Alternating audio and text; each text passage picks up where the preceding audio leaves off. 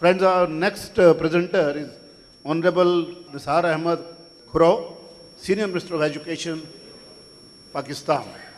Mr. Nisar Ahmed Kuru joined the Pakistan People's Party in 1987 and has held several positions in the ensuing years.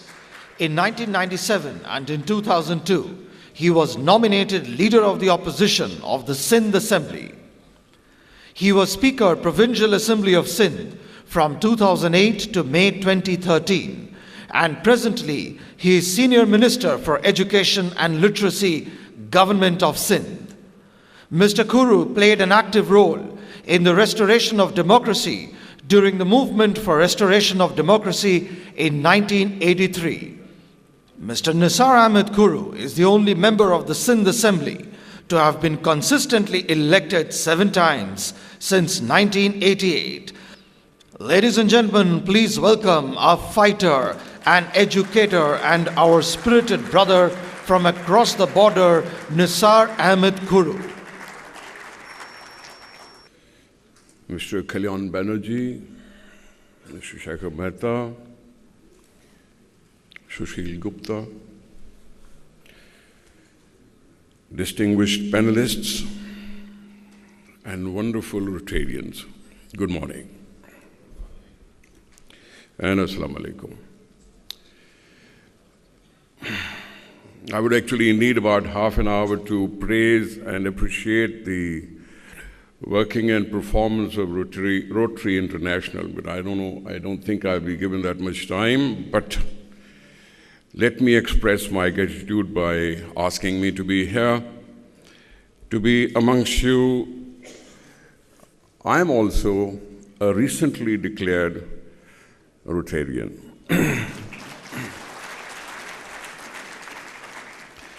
I'm personally indebted to Rotary for having make me see through what the world is doing. Your commitment, your enthusiasm, your working, your help definitely is an eye-opener for me and for the people around. I can't forget the times when Rotary had helped me getting heart surgery done in India, and they live now a happy life. I can't forget Rotary for having built houses for destitutes which were damaged through the floods and rains in my part of the country. Rotary obviously has a way to go about it, and the way Mr. Banerjee spoke the other day, showing his resolve, showing his enthusiasm, showing his guts, so that yes, nothing under the sun is impossible. You have done wonders with the polio, and you will do wonders with the literacy also. Yes, nothing being impossible is what has to be embedded in our minds. I know there are problems, and I also came with some fudged figures from my country, but I just let it go by, because I don't think we need to say all that much for my part of the country, because in India, you have so much to do and you have done so much with roughly 240 million students, with 3 million schools, with obscene numbers of teachers, so on and so forth, with so many private sector involved in it. You are still talking about problems. You are still talking about people to have a bit more love and commitment for that. You are still talking about ways and means how to educate. So what do I talk about my country? You have had the pleasure of being a country with democracy. You have had the pleasure of thinking about your own country, owning what is to be done, and the ownership that you have shown to your land obviously has made you think, has made you do, has made you come together in such high numbers of Rotarians, even doing and even thinking of doing much better than what you have done before. Because yes, this education is life. Education is just not employment exchange. Education is just not a building. Education is just not children, whether going to the building or not going to the building.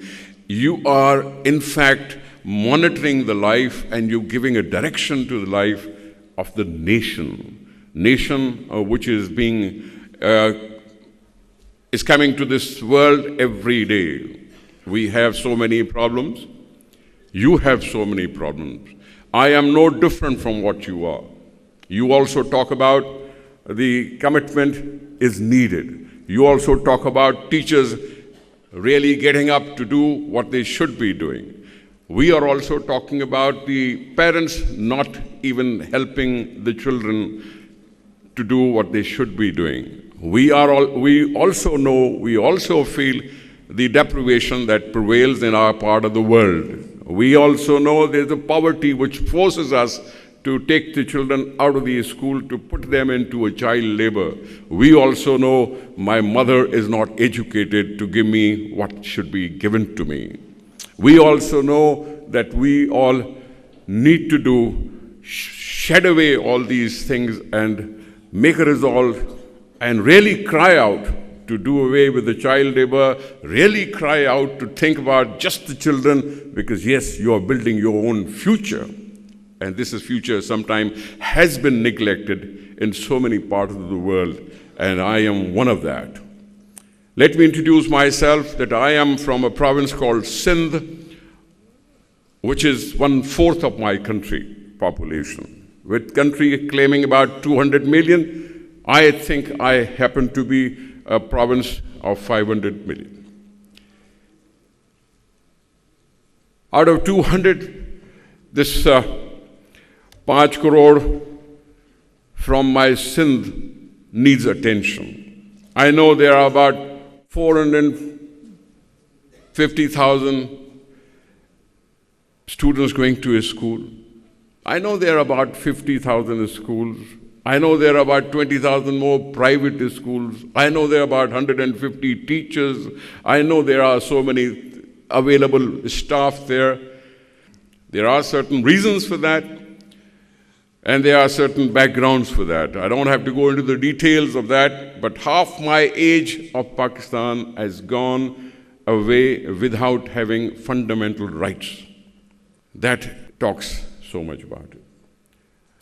Without the fundamental rights, obviously, you don't claim the fundamental right of a child to education. It's been as late as 2010 that we have now taken up and say that, yes, we have the right to children, right of education to children from age 5 to 16, a free and compulsory education with the free books and so on and so forth. But does it reach there? Do we have all the schools functioning properly? You're talking about quality education. We are talking about at least having schools and functional schools. Because sometimes we have these withdrawal symptoms because we are disconnected with the kind of system that we've been facing over the years. These withdrawal systems have led to certain deficiencies in our mindset, the mindset being not owning the land that you live on. So I can't say much about my figures. I can't say much about all these things. Yes, the world started talking about this literacy for all from 1990. Somewhere in Thailand, you had an international conference. Then you had another conference in Senegal, I guess, in 2000. And then we are talking today that we should eradicate illiteracy in 3 years, or maybe a little more, or maybe a little less. Yes, it has taken the world also that long to tackle the issue of no more illiteracy. We have so many sides of illiteracy. We have adult illiteracy. We have very small children not going to schools because they say that a child can be monitored, can be moduled if he is put to school from age 3 to 8. This is where the child brain can be trained in a way to be a better citizen. So if that is it, then we have early child care and education to think of. We have adult literacy to think of. We have these schools to be really a happy school. And I know and I love that idea that to have a happy school, yes, midday meals, free books, and so on and so forth. I like that place. I like that photograph where children were seen, shown, running to their school. But sometimes we have this thing that maybe the children run away from their school, because what happens in a school is a child facing and sitting with a parent, a foster parent, which is called a teacher, or not. Does a teacher just only comes there to earn his pay, or what does he come and do? How does he love the child? How does he model the child? How does he help the child to grow to be interested in these schools rather than just come there and go back?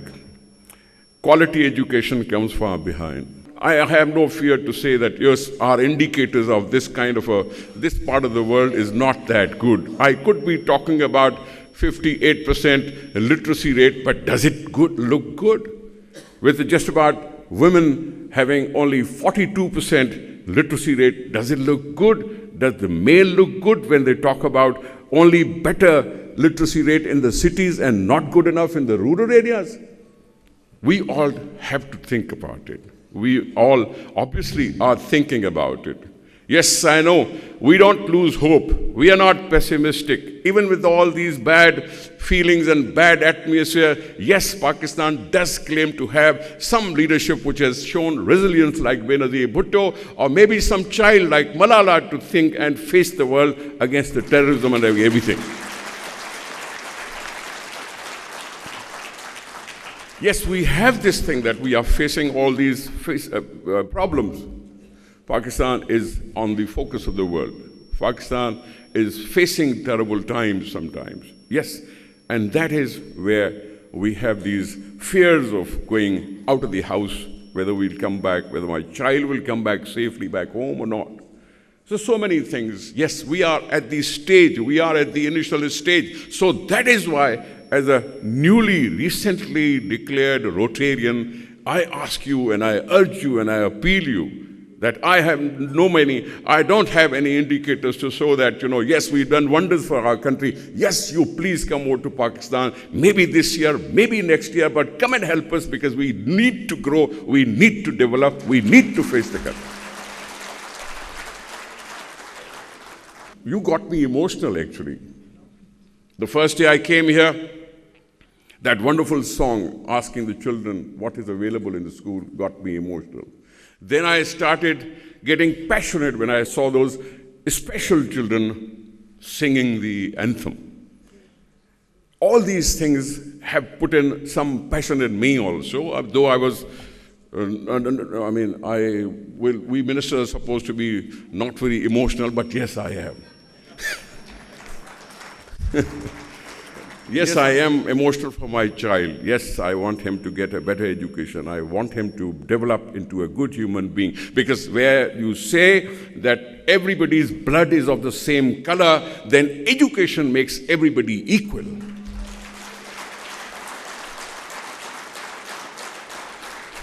When you wear a uniform, you don't know who is the middle class or a high middle class or whosoever or a poor. So this is uniting the nation. This is addressing the nation to become one. And you are also teaching me to do better than before. I don't have much to say, and I don't want to have much more longer a speech. I just want to thank you. I just want to say that I am overwhelmed, and this is really an eye-opener for me. Thank you so much. Thank you, Nisar Sahib, for a very frank and open account of state of affairs of literacy in Pakistan. Yes, you have your own challenges, but I'm sure, as you heard yesterday, the song sung by children, we shall overcome.